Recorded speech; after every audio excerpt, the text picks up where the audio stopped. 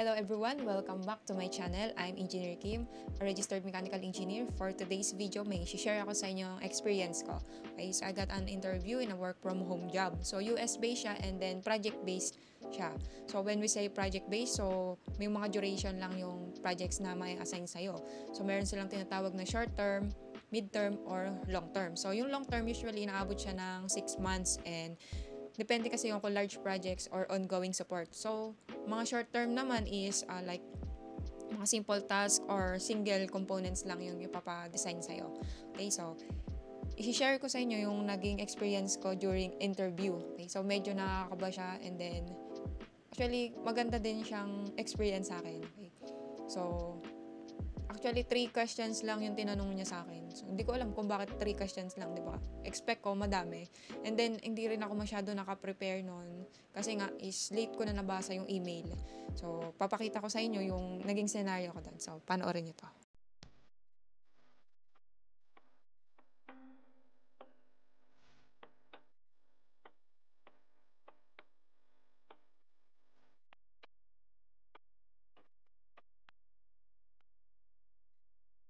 Well, and thank you for your interest in this mechanical engineer position that we're hiring for in multiple locations across the U.S. and Orange. First, I'll briefly introduce and walk through the responsibilities of this role. I'll have you introduce yourself, and we'll wrap things up by having you answer several basic questions and completing a brief technical quiz. First of all, I would like to thank you for giving me the opportunity to be interviewed for today. My name is Kimberly Pascual. I am a freelance mechanical design engineer with 3 years of experience in both 2D and 3D design. I specialize in using software like SolidWorks, AutoCAD, and Autodesk Inventor to create detailed models and technical drawings for mechanical components and assemblies. I've worked on projects such as sheet metal enclosure, brackets, jigs, small mechanical devices, machine components, fabrication, and prototyping, where I was responsible for the full design process from concept modeling to final manufacturing drawings. I take pride in being detail-oriented, reliable, and flexible with time. I'm comfortable working independently from home and I always make sure to deliver quality work on time, and I also communicate clearly to avoid delays and revisions. I'm currently looking for a project-based opportunities where I can contribute my design skills and support the client's goals with efficient and accurate work. One challenge was coordinating with each client in a different time zone. I solved this by setting clear communication times that work for both of us.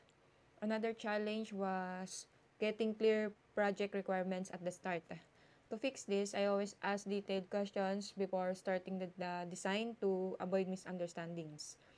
And regular updates also help me keep the project on track. I start by understanding the full scope of the project and the deadline. Then, I break the project into smaller tasks and create a schedule with deadlines for each task. I work every day to finish each part on time, regularly checking my progress. If I encounter problems, I communicate quickly with the clients to avoid delays. I also build in some buffer time for revisions before the final deadline. Okay, so napanood niyo yung video. So medyo kinakabahan talaga ako that time kasi di ko alam kung ano yung isasagot ko. And then at the same time, so English, 'di ba? Hindi naman ako ganun ka-fluent mag-English. So nilakasan lang talaga yung loob. Okay, so gusto ko lang ma-motivate din and ma-inspire yung mga mechanical engineering students and as well as yung mga gusto mag-shift ng career and gusto mag-shift ng career into work from home setup. So, try nyo lang kasi ako, tinry ko lang din and then hindi ko na-expect na ma-invite ako for an interview and yun nga, so mapapasa ko yung interview na yon. So, try nyo lang din mag-apply sa online. So, maraming mga site na pwede nyong sendan ng resume nyo. And then, tip ko lang din is mag-prepare din kayo ng portfolio nyo. So, ano yung portfolio? So, nandun yung mga list ng mga successful projects nyo para makita ni client na meron kang mga successful projects na na-accomplish na.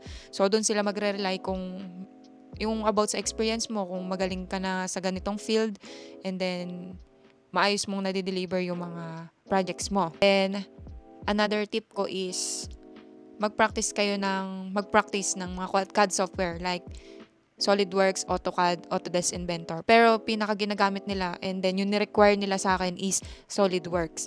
Pero actually, hindi pa ako ganun kagaling sa SolidWorks. So, I still processing pa din ako. Nag-aaral pa rin ako sa SolidWorks. So, ina-explore ko pa din yung software na yun. Pero yun nga, eventually, matutunan naman natin yan. Basta ma-practice mo lang and then mag-research ka lang din, manood sa YouTube kung ano mga commands like that. So, yung mga parts ng or features ng SolidWorks na hindi pa natin masyadong na-encounter, di ba? So, yun, still currently nag-study pa rin ako sa software na yun. Pero yun nga, lakasan lang din ng loob. So, sinabi ko na marunong na ako doon, pero not totally marunong talaga sa software na yun. Then, alam ko may magtatanong dyan kung bakit hindi full-time na lang yung kinuha ko, bakit project-based pa, okay? Sa sitwasyon ko kasi ngayon is working ako. So, meron akong 12 hours night shift duty. Ang free time ko lang is in the morning or and during my rest day. So, dun ko lang siya magagawa. Okay? And then, syempre as beginner, so mag-start pa lang tayo sa ganitong work. So, kailangan sanayin ko muna yung sarili ko na maka-encounter ng mga ganitong client. Okay? Lalo na sa mga long-term na projects. Okay? So, although may experience naman ako before, but like this setup, ngayon pa lang. Okay. And then, sa full-time kasi is nire-require na 40 hours a week yung kailangan na oras mo sa pagtatrabaho. So, hindi ko mamamanage yung time ko kasi sobrang limited lang naman. Okay? So, kung ang gusto nyo lang is for experience, yun nga, just like may mga bakante kayong oras. So, gusto nyo lang is maging productive kayo, may magawa kayo, additional knowledge, skills, and also experience. So, try nyo lang din yung mga project-based na work from home setup. So, maganda din siya. So, sa mga susunod na vlog ko, i-update ko naman kayo kung ano na yung naging outcome ng project ko. Okay? So, tomorrow, magkakaroon ulit ng orientation and then i-discuss sa akin yung first project ko na i-handle. So, actually, long term agad siya. So, meaning medyo malaki yung project na yun na i-handle ko. So, hindi lang naman ako yung gagawa nun. So, marami din mga engineers na part ng project na yun. So, team siya. Okay, so, every detailed and every part ng design na matatapos ko is ibablog ko para meron kayong basis or makakita nyo yung ano yung nangyari sa mga ganitong setup. Okay, so, paano ba ako nag-design? Kung paano ko ba ginagawa yung mga ganong projects. Paano ko minamanage yung time ko sa mga ganitong projects. So, hindi ko pa nare-review yung drawings and then yung mga specifications na kailangan. So, hindi ko pa na-check. Okay, so, maybe tomorrow or later i-email daw nila sa akin yung lahat ng mga requirements. And then, mga specifications na kailangan. Okay. Kasi kailangan ko din ng area. Since naka-remote lang ako, so kailangan ko ng videos or photos ng area na pag-i-installa ng machine. Kasi nga, kailangan kong ma-visualize yung area, di ba? Kung kasya ba tong machine na to or kailangan i-adjust yung height or yung width niya. Okay, so kailangan provided din yung mga ganong materials and photos and videos. Okay. Hopefully, nabigyan ko kayo ng ilang idea and na-inspire ko kayo na mag-try din ng ganitong work. Okay? So, pwede din naman to sa mga mechanical engineering students, lalo na yung mga gusto ng mga extra income, di ba? So, pwede to. Di lang sa kumikita ka, but also nag-gain ka rin ng experience. So, magagamit mo yan once na nakagraduate ka or yun nga, after mo makapag-board exam. So, may makikita ka naman online na mga clients din na naghahanap ng mga nagpa-part-time lang sa ganitong field. Okay? If may questions kayo and mga comments, okay, feel free to send message sa akin kung meron kayong mga gustong malaman about sa requirements, ano yung mga website na in-applyan ko, paano ako nakakuha ng ganitong job. Okay, so sasagutin ko siya and siguro kapag may time ako, baka i-vlog ko na lang din siya sa mga susunod pa na video ko. Okay?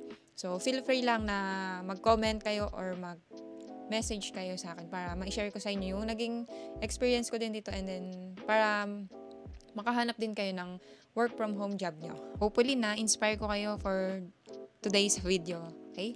Once again, I'm Engineer Kim. Thank you for watching and God bless everyone. See you on my next vlog. Bye-bye!